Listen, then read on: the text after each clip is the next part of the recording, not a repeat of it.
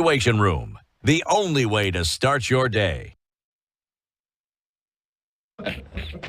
I'll see what I can do for you. I have a funny bone. You do. Yes, I do. I think laughter is the best medicine. It is very So I true. think if you return that, I think your guests wouldn't laugh as much. They would do their job. And go Ah, home. okay.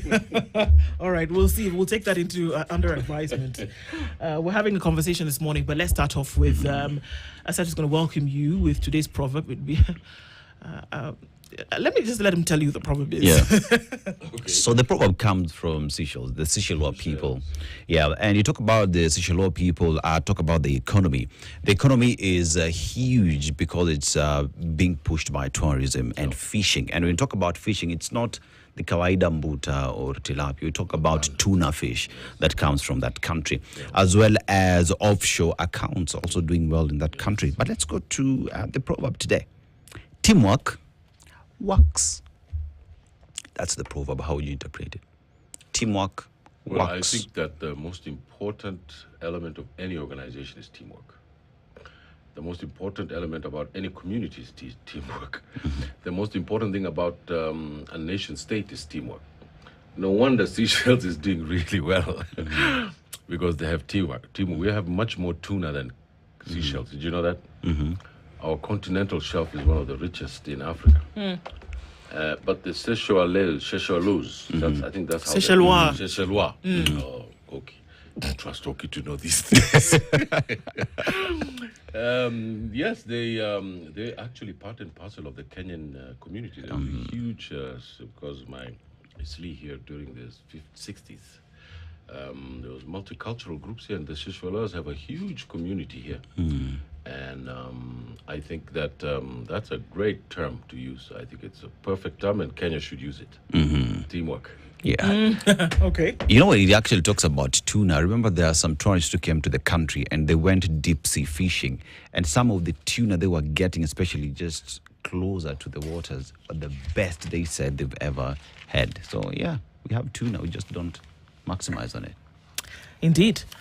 Well, let's look at a couple of things that have happened over the last couple of days. One of the big ones that we saw in the newspaper yesterday is that there is a firm that I don't know has been contracted by the government of Kenya to essentially clean up Kenya's image and to send a message to the Western friends that, come on, the things that you're hearing are not necessarily true, or that, this is actually what Kenya is about, and essentially to take brushstrokes towards an image that might already have been sullied by some of the things that we are seeing in terms of whether they be human rights violations, whether there be unrest, whether there be grand corruption on a, crazy scale.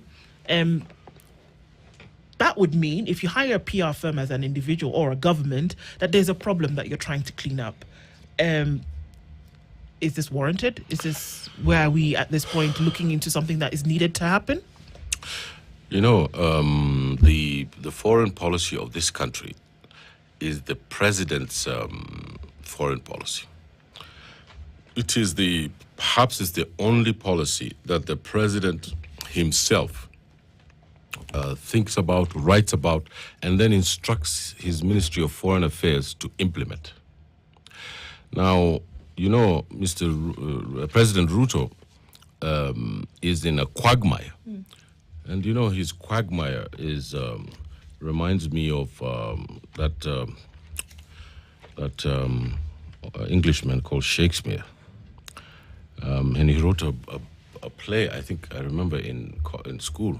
It was called Prospero and Caliban. One of the things that we profited from when we were growing up in this country is that we really had a very good primary and secondary education. And there's a line there about Caliban, who's sort of the subaltern. And he says that you taught me a language, but you taught me how to curse first. When you learn a language, the first thing you learn is how to curse. Yeah. And it has not helped me. So I think that the language that President Ruto has learned about foreign affairs is to curse. Because what has he done? On the very first day of his inauguration, he tweeted about Western Sahara. I think you remember that.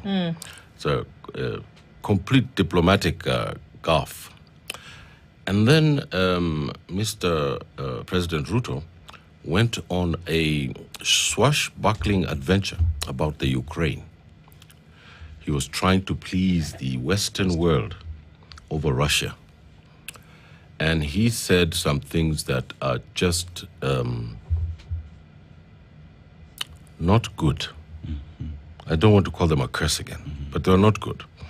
He used Kenya's northern frontier and the conflict in 1977 between Ethiopia, Somalia, and possibly Kenya to defend the rights of Ukraine. Ukraine have their rights, but they do not have the rights to let NATO put intercontinental ballistic missiles inside their territory aimed at Moscow. And that's why the Russians attacked them. So he went and punched above his weight, and the Russians and the Chinese took notice of that. He then went into the imbroglio of the Sudan and armed the RSF. These are just facts. I want to put a chronological order so that Kenyans can know what's going on. He then sent Kenya Army bullets, Kenya Army rifles, Kenya Army mortars, planes to go and deliver them. And he supported an international fugitive called Hemeti with the RSF, a man who was killing Africans in the Sudan under the pretensions of Arabism. It is alleged that Mr. Hemeti helped fund Mr. Ruto's campaign as the candidate. It is alleged. It is alleged. The fact that it looks like payback gives a very strong impression that that may have happened. He then invited Mr. Hemeti to State House and put him under a flag of the Sudanese people. He then went on and he abducted Kiza Besigye from Uganda on the streets of Nairobi and sent him back to a military court with Yoweri Museveni, the president of Uganda. These are just facts, I'm not making anything up. It's in the public record. He then went to the United States, was given the honor salute, and made a non-cousin, non-brother, non-sister, no-kid. The one who taught me that, not an original thing. Let's pick that up. And then he went straight to China, and he said that he's an architect. He's a co-architect. So the president is not in the deep waters. He's in the shallow waters of foreign affairs. I don't think he knows what he's doing. I think the Minister of Foreign Affairs also just doesn't want to admit it, but he's just following instructions. He's always been a man who follows instructions. That's Mr. Wycliffe Mudavadi. He's playing second fiddle to him, and he's just surviving there politically. So we all own this country as an individual basis and a collective basis, and we have a right, given the 15 years now we have of our Katiba, for citizens and senior citizens to speak about their country and say, look, this is not foreign affairs, this is mambo jumbo. Yep. We talk about foreign affairs of the Republic and how important it is, because if you go back to the red carpet that President Ruto was given during the Biden administration and the extrapolation of that later into Trump's administration, and everything now is being relooked, then a NATO ally position perhaps is going to be stripped. Now you look at Kenya's position in the human rights division at UN as well in question due to how Kenya has killed its own people. Then there is the Kizza Besigye, there is the Sudan matter. And you look at how all that is affecting Kenyans back home. Is it a priority sending people to the US to make our image? Of course, no, it's not. I think that when you fail in understanding how the United States works, I always like this quip about the U.S. by Henry Kissinger, which says that, it is very dangerous to be America's ally, but it is fatal to be its friend, because you never know when they're going to turn on you. So I think that the president is spending all this money, and we know that the economy of Kenya is in the outhouse, to use a Canadian word. The Ministry of the health system is always on the front page of the national newspapers. You can see my two community members there are under fire, as it should be. The Kenyan people need to know what's going on with their health care. You know that the constitution that we had they've tried to change it so many times. It's also on the top of the nation today. And you know that subsequent regimes have given a lot of money to lobbyists in the United States to deal with the state issues of Kenya. So Mr. Ruto is not doing something new. We have to also be fair about that. But what is the question is it pertinent today, right? Today, when the economy is in a disaster, people don't have jobs, is it okay to build a 1.2 billion shilling mosque, church, or temple at State House? Is it okay for the country to be in a situation in which people don't have 3 square meals to eat?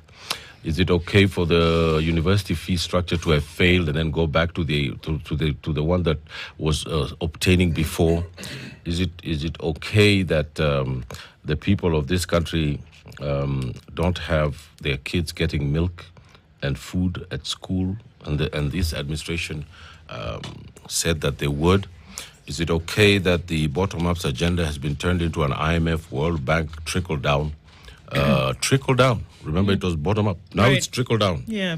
So all these things just points to a failure in the administration of the Kenya Kwisha people. And of course, I'm going to vote for the opposition. You can tell by my sentiments. It's no secret. Yeah, it's not a secret. So we have the government of the people, by the people, and for the people. There's another word down there which says, we have a right to speak about our issues. And from an expert point of view, I think that it's very wrong for him to have sent these lobbyists there when the door was opened for him. The door was opened for him by Biden. They shook hands, and he was just supposed to do the neo-colonial two-step for the Americans. That's what he was supposed to do.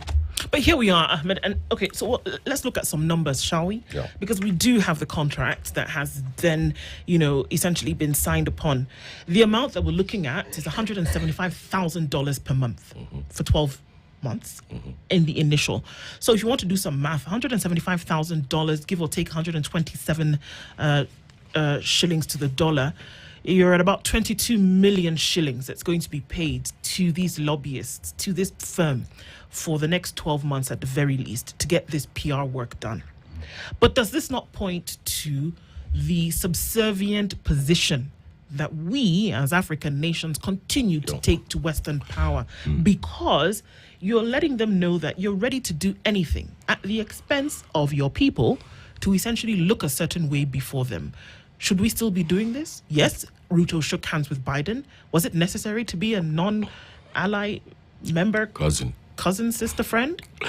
I think that there's only more than one lobby. I think 22 shillings is too small. 22 million. 22 million. It's 22 shillings to Ruto, President Ruto. I think there are more farms doing this job, and it's probably going to come out. It's going to be, and you'll see it, maybe 100, 200 million. When I saw the numbers of 22 million, even I was shocked, because that's spare change for this administration. The administration's priority is not the bottoms-up program that they had. They were trying to fix the bamboozling, the failure of their foreign policy, and their failure of their foreign policy. I put it to Yoki. It was predetermined. He was doing this on purpose because he thinks, or the administration thinks, that they are very, very sharp when it comes to dealing with the politics of international political economy. Of course, that has come out as a failure, and I think that.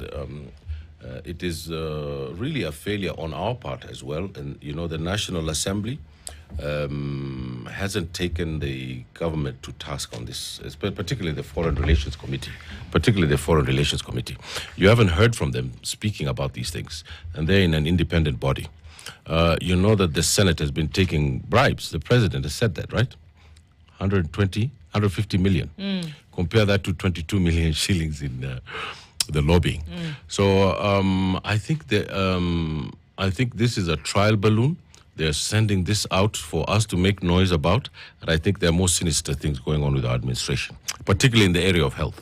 Okay. I mean, Hashi, any administration that comes into power sets the tone from the first few days. And that's why, contextually speaking, you will always hear the first 100 days of a presidency. Yeah. From what you've promised, what you said you will do, both locally, your relations internationally, regionally, sets the tone for then how that administration is viewed. Yeah. Now, on September 14th, I just want to flesh this out and go back to your earlier statement when you started talking about the gaffes. So this was a day after inauguration, and I'm just looking at the tweet that was actually deleted later. Yeah, it was deleted later. Yes, Kenya rescinds its recognition of the SADC and initiates steps to wind down the entity's presence in the country. Yeah. So this was you can't just tweet something like that. You can't. You're informed before you go ahead. It has to be prepared. And it was on his official Twitter handle. Yeah, there has to be a memo. There has to be a lot of things before this. At the time. So the tweet was just posted a day after President Ruto's inauguration, during which the president, Brahim Gali, had attended the ceremony. And he tweeted this, day 2 of his presidency.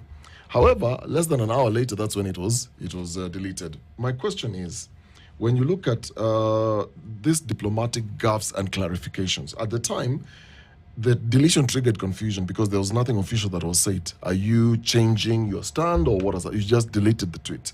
But Foreign Affairs Principal Secretary then, Macharia Kamau, issued a formal diplomatic note on September 19th. I am aware. This happened September 14th, 19th, affirming that Kenya had not changed its policy and that the country continues to support the AU stance on SADC and the UN-led self-determination process. Now, my question is, Macharia said something at that time. He said and emphasized that any future decisions on key matters would only be communicated via formal diplomatic channels, not through social media.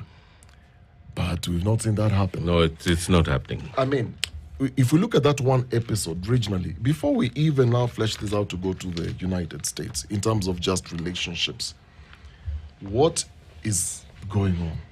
What the H is I think it's just incompetence. First of all, the Sahrawi Republic, if there's a country in the world that deserves recognition, and it has recognition, it's the Sahrawi Republic. And Morocco has no business with that country. And the African Union is behind it. Most of Africa, the world is behind it. Kenya has fumbled the issue with Morocco because they don't have a principled stand. They are trying to, make everybody happy. That's not a policy. It's called, that policy is not a foreign policy to make everybody happy. It is a way in which you yourself become unhappy. It is very fundamental for us to understand that the world that we live in is really changing in a fundamental way. And you can tell by what is going on in Palestine. You can know what is going on in the blocks that are being formed around the world, the North American bloc, the European bloc. All the world is a bloc on trying to create an economic basis so that they can have power. And each African country today, except for the Sahel Union under Captain Traore, is busy praying at the mosques, praying at the church, praying at the temples. There's nothing wrong with praying.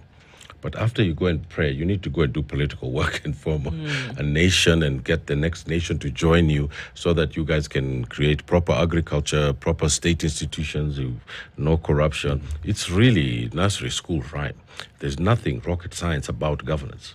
After I studied that subject for 12, 13, 14 years, then I figured out that I could have figured it out a long time ago. I didn't have to waste all this time. So it is not rocket science. And I think that the president's entire administration are people that gave him the vote, or people who stood with him during the election. And he is paying them back by putting them in very sensitive positions. And most of them are not qualified. They're very incompetent. You can tell in every ministry in this country. This is not something that I'm just making up to criticize the president. The whole country is up in arms. They are saying, look, the healthcare system is not working. The educational system is not working. The economy is not working. Ahmed Hashi didn't create that. They didn't elect me president. They elected him. And he came with a set of promises and said, this is what I'm going to do. Right? He hasn't done it. He cheated the electorate. He cheated them.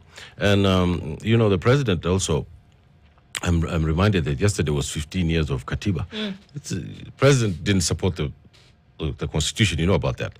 And it's very funny that his partner, Mr. Odinga, a man who's patched himself with the credentials of good governance and liberation struggle and all these kinds of things, has now turned out to be probably worse than Ruto, than President Ruto. Yesterday he said that the devolved units need to be reduced. You know, that's what he said. Yes, he did. He actually said the devolved units in Kenya are at 47, which is just 4 less than the United States, which is an entire continent. And perhaps that you needed the lines of jurisdiction to be reduced in order for certain things to happen. It kind of made sense. Makes sense. It makes a lot of common sense. But after 60 years of not having a government near you, everybody's obsessed with keeping their little county. Because they want to make sure that the schools and the things that they have built and the roads that they have doesn't go back to the central government. You see, Mr. Odinga is a flip-flop. When he wants to fight the government, he uses the county system in his governance to do so. And now that they want to make him prime minister, you know he's going to be prime minister, right? Well, you seem to have a crystal ball that you look into and it tells you things when you rub it the right way. Bits of the Constitution. He's going to be prime minister. I suspect even that Ruto might say Raila Tosha. Well, surely we cannot make declarations based on your suspicions, Ahmed. I am now a bona fide oracle at Delphi. All right. You have visited the shrine? I went to the shrine. I have made such predictions. You know, I said he's not going to win the AU. You know about that? Yes. 8 months before the elections. And I said the whole of Africa thought that I was crazy. And guess what happened? So next time I come here, please play this back to me. He's going to become prime minister before the elections. 2 years before the elections. Just under. That's where we are right now. We're 2 years before the election. I think, you see, they're taking the knock. What's it, the document, the NDOC something. There's some kind of document. NADCO. That's him. And there, they want to make someone deputy prime minister. They want to, you know, they're making all this for the 10 people who are the elites who rule this country. And but they forgot about a group of people called Gen Z. You've heard of those fellows, the ones who came by the millions in the city, the ones who were jumping the gates at State House. These kids who are not playing. You know about these people. So just watch for what's going to happen in this country. So your prediction is Raila Odinga will be prime minister. So I'm not worth my salt if that doesn't happen. I shouldn't be invited back here if that doesn't happen. Actually, let's look at Kenya's foreign policy and if at all it exists. You remember when President William Ruto was going to the US, the red carpet, he was a darling of America. Goes to China and says, we're here to change the new world order, we're pushing for this. But then again, he is pushing to join BRICS to be part of that change that the world wants to see. And one asks the question, just what exactly is Kenya's foreign policy, and if at all it does exist? I don't think we have a foreign policy. I think we have Rutoism as a political economy in this country. And, you know, he micromanages everything. He's even doing the wardrobes and the architecture of State House. You know, when he came in, he said, this place, it looks bad. So he was involved in painting it. He was involved in fixing it. He micromanages everybody. The whole cabinet is scared of him. You know, when they walk in there, you know, he sits at the front and he ticks off everything and says, to number one, there's no debate. Everything is just ticked. I have never seen this country in such a bad situation that it is today. And the policy, you know what foreign policy is?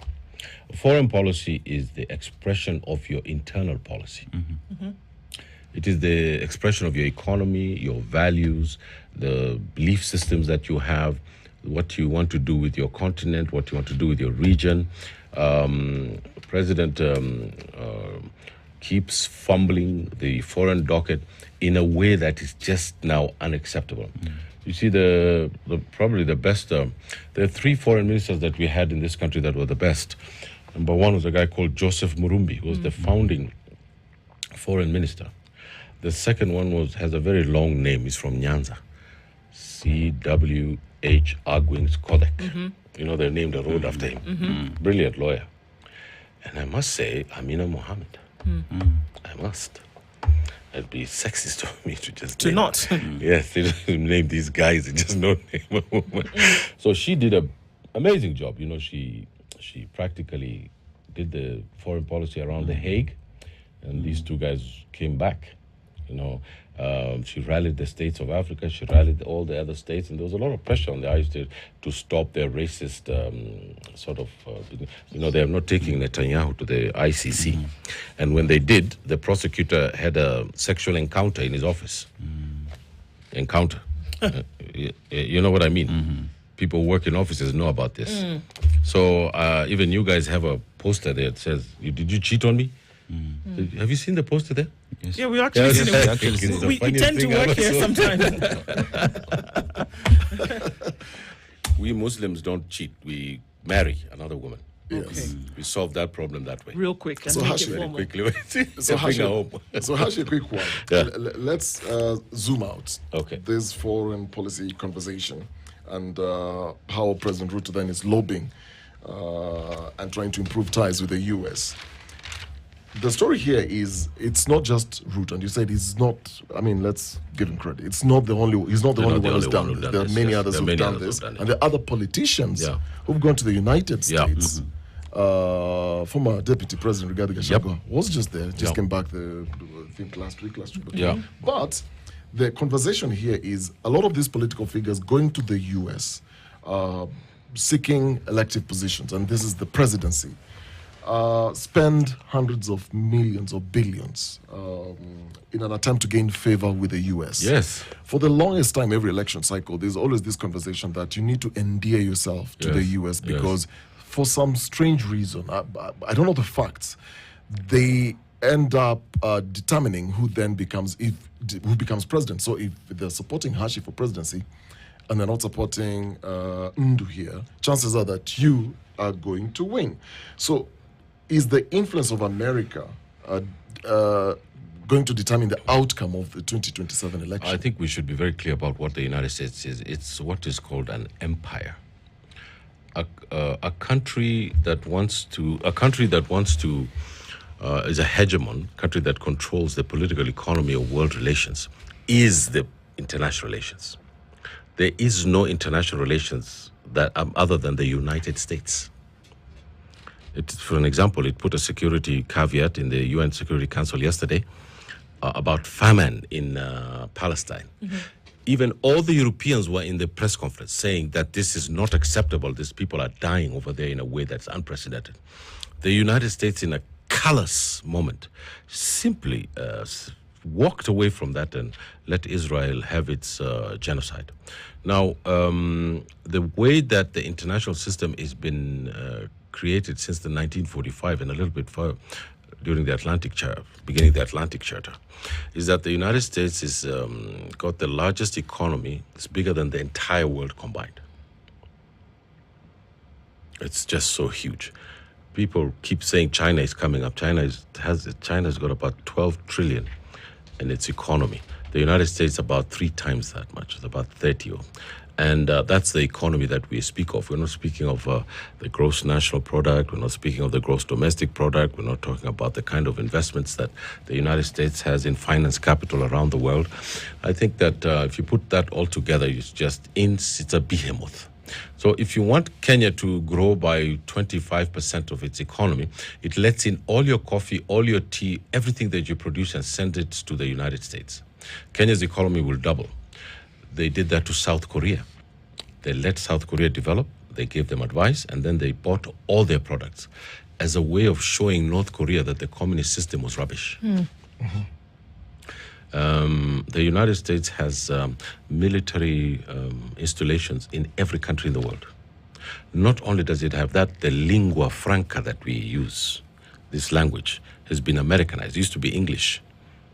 You can even tell from me that It used to be English. It used to be English, we used to speak English. How do you do? Now it's howdy.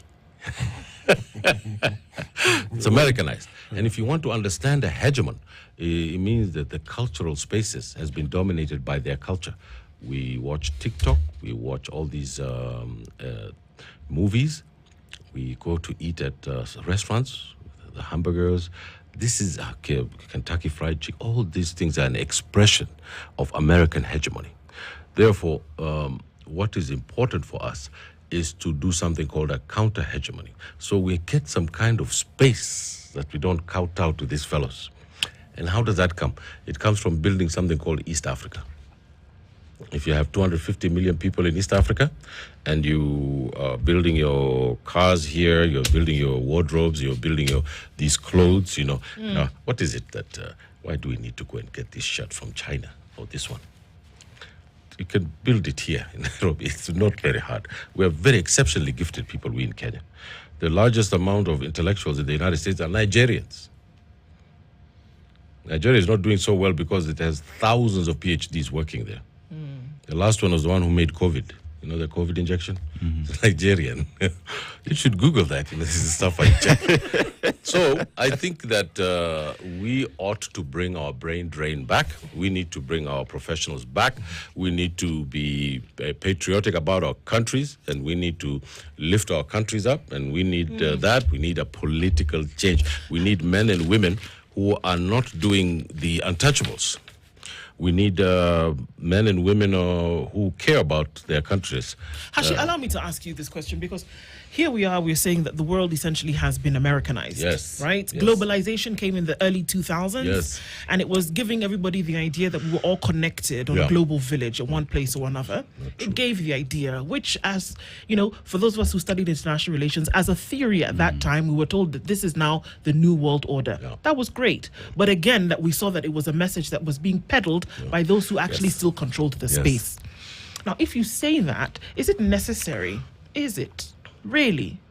Or are you saying that it is time that we dislodge from that position whereby the US, in all its power, we're looking at a $30 trillion economy, right? Is it possible to dislodge from that ecosystem and say you're going to forge a path? Or do you inevitably dislodge once you start being insular? We don't want to talk about it, but that's exactly what China did and became a threat. Whether we want to admit it or not, China became a threat to the United States. And one of the ways in which they were able to do that was the insular position they took to rebuilding their economy over 30 years. There is no other question they did better than the way that the Chinese have done it. So are we saying that let's look at African countries, whereby now here Kenya is spending $22 million to clean up its image before the almighty America? That's what they're doing. It's not for anybody else. It's just a fact of life. So are we saying that one of the ways that you can remove yourself from that situation without focusing too much on them is to focus on yourself, and these things happen inevitably? We've had leaders who have come to Africa to change it, and they were killed by the CIA. And this is in the public record. Patrice Lumumba, Mohamed Murtala, Allah yarhamah. There are many men and Gaddafi. There are a lot of many men and women who have tried to create this path for their country so they can be self-sufficient in food, agriculture, all these other things. There's nothing radical or socialistic or left-wing to say, I want to feed the people. You remember when in South America people started saying that we need to feed the people and there's no food in the country, they were told you're communists. And they were in the Catholic Church. The Catholic Church was saying poverty is evil. Jesus Christ, said, I am the way. He did not say I am the highway or the road. He said the way, it's a value system. So what we're saying is we don't want Abu Dhabi to come to our country to grow crops and send it to Abu Dhabi. We want to grow crops in Galana to send it to Abu Dhabi and make a profit. I'm a warrior. We're traders, like fellows in northern Nigeria. We buy and sell cattle and camels. We've always traded, want to make a buck. Kenya wants to make money, to be prosperous. Who doesn't want to be prosperous? In fact, I support these prosperity churches that are cropping up. I think they're wonderful. They're saying, let's go and make money. Let's go and build houses. Let's build our economies. Let us wear nice clothes. What's wrong with that? Nothing. I never thought that we would have a foreign policy conversation whereby we then support prosperity. Prosperity gospel. But okay, it's a Thursday. So let me answer these questions directly to my friend here. Foreign policy then of the Kenya Republic needs to be East African first of all. We are not Eastern African. Just wait, let me finish. Let me just finish. That's what we need to do. But we don't need to fight the Americans. We don't need to have bad relations with them. It is stupid to have bad relations with the United States. What we need to have is good relations, but respectable. We don't need to be told, like the president of Liberia, by Trump, Where did you speak English? Where did you learn how to speak English? That shows you Trump doesn't understand that Liberia was a former slave colony, that people from Washington went over there because there was a return to the continent. There are no excuses. I have no excuses about Africa. If there's an economy of China that has talked about Chinese with Chinese characteristics, why is there not an African economy with African characteristics? So if it's okay to have good relations with America, then are we saying that they outrightly influenced the outcome of elections? Because this whole conversation... Yes, I'm just telling you, yes. So they can't decide... The American ambassador was at the tallying center when Ruto was becoming president. Wasn't she there? Oh. So her presence means that they endorse? She was there. She was there. Yeah. Was she not just an election observer? No. She was an observer. Why She is was it that the observing. Kenyan ambassador is not in the Democratic primaries being an election observer? Come on. So let's eat our matoket and like it too. This is a fact. My policy is not to go and fight the Americans. My policy is to get it right at home. Is to get right it in Kenya, get it right in Uganda and Tanzania, and get East Africa. That's my policy. You speak of having a right policy back at home, and this comes to those who then get to advise the president. And I ask the question, is the president surrounded by proper foreign affairs experts who advise him, or is the president advising himself and advising the advisors on what to advise? I don't think the president cares. His economic advisor was Moses Kuria. What does Moses Kuria know about the economy? We're in deep trouble, fellows. This country is in deep trouble. We will get over Ruto, President Ruto. I have no question about the resilience of the people of this country. And we will get over him. It's just that we have had our own version of Trump in this country. There's a huge problem in the United States with President Trump, but that's for them.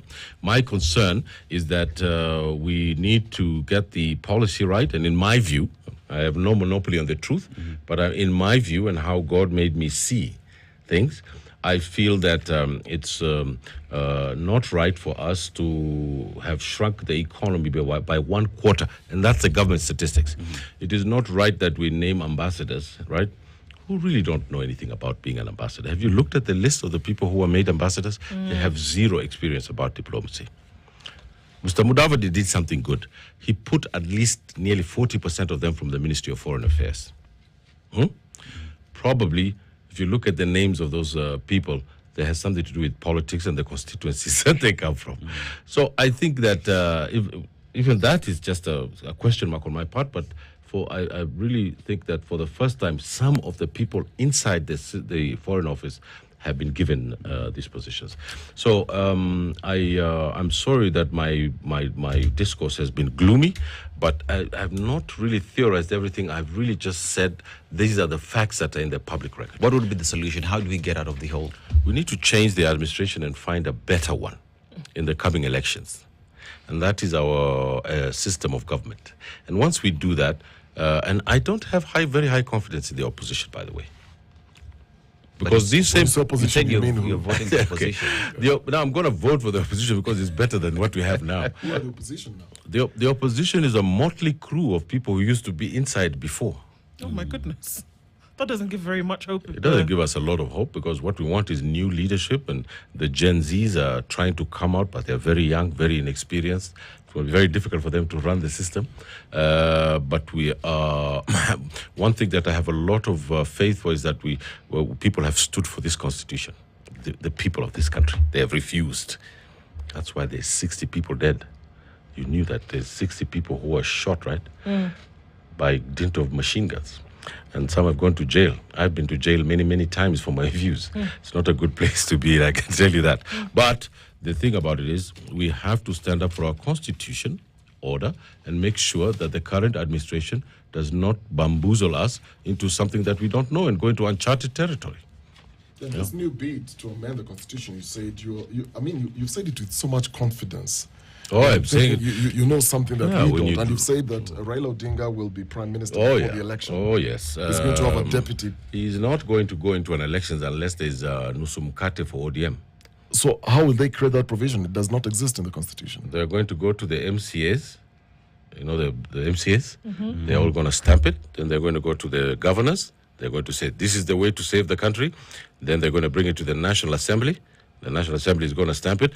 But this time, I may be wrong, but this time the National Assembly is not going to play ball because they've been accused of stealing. So I may be absolutely wrong, but I have not been wrong.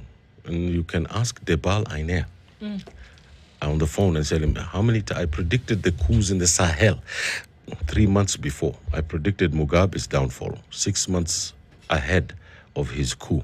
I predicted the civil strife in South Africa. I predicted the war in Ethiopia. I've predicted very many things, and it is not rocket science. You can tell by political science what is happening in a country that this is going to happen. Because Churchill said that statecraft is about history. History. Correct? Yep. So if you go back and back and back and just look at what's happened in the history, you will see what is happening. I'm not a talisman, but I pay attention to history. And that's how I can predict these things.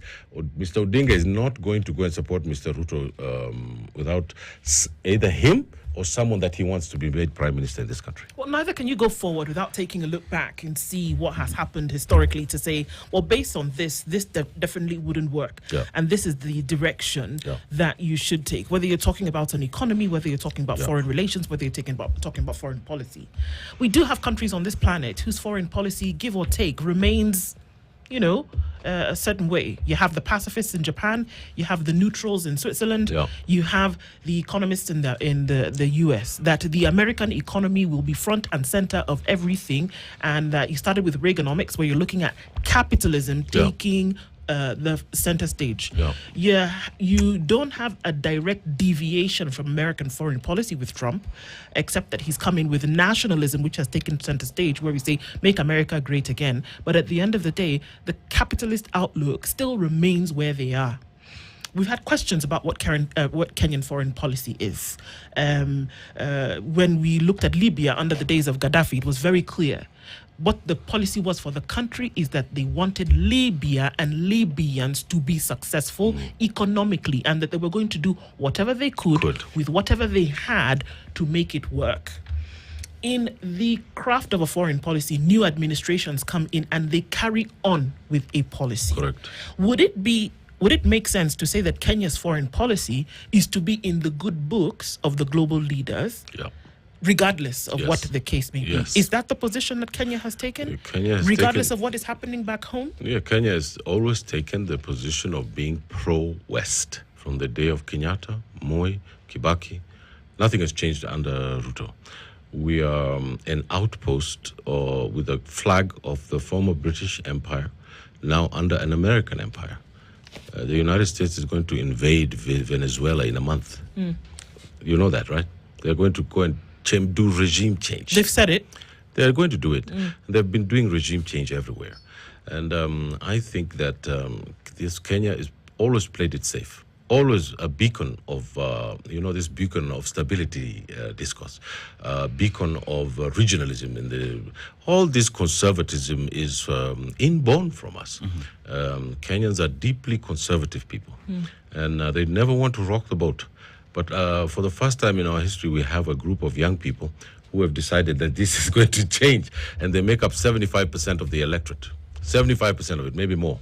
And I think that they're going to turn this country topsy-turvy. And they already have, in fact. And I think that the conservatism of this country is now going to change. We cannot have relations with a country like Tanzania, progressive country. Hakuna ukabila. Hakuna, because of Julius Nyerere. He squashed that bug and said, okay, that country has now got a trajectory that's going to be better than us. The reason they don't want to get into this East Africa is because they know that the Kenyans are they're not polite. They want all the big jobs. They want to hustle quickly. We'll teach them those things. They can teach us their nationalism. There's trade-offs in this regionalism. And Uganda, we don't know what we're going to trade off with Uganda. It's our biggest trading partner, by the way. Did you know that? Yes. Then they went and took a pipe, and they stopped. They passed it to Kenya and went to Dar es Salaam. Do you know that they were saying something to us? They were saying, you guys, we don't like you.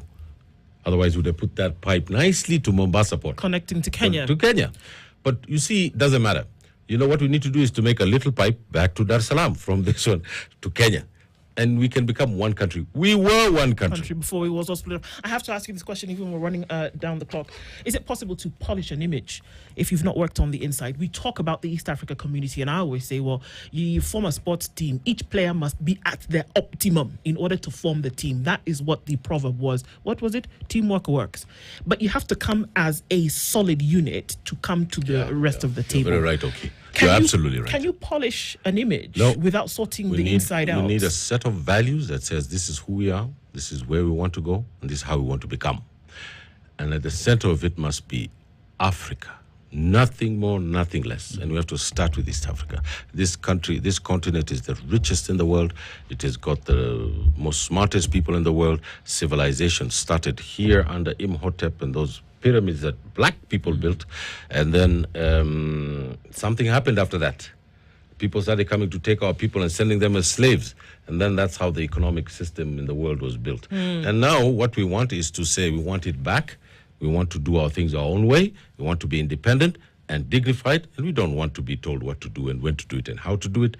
And including this language, this woody language we're speaking, should be speaking in Kiswahili. Should be speaking in Kiswahili, and that's a good place to end on this morning. Thanking you to everybody on our socials this morning who's taken part of that poll, where we're asking the question if it's necessary to polish our image internationally. And Ahmed Hashi takes a bow from this conversation. I was going to ask you why you removed the glasses, but okay. Thank you for being here this morning.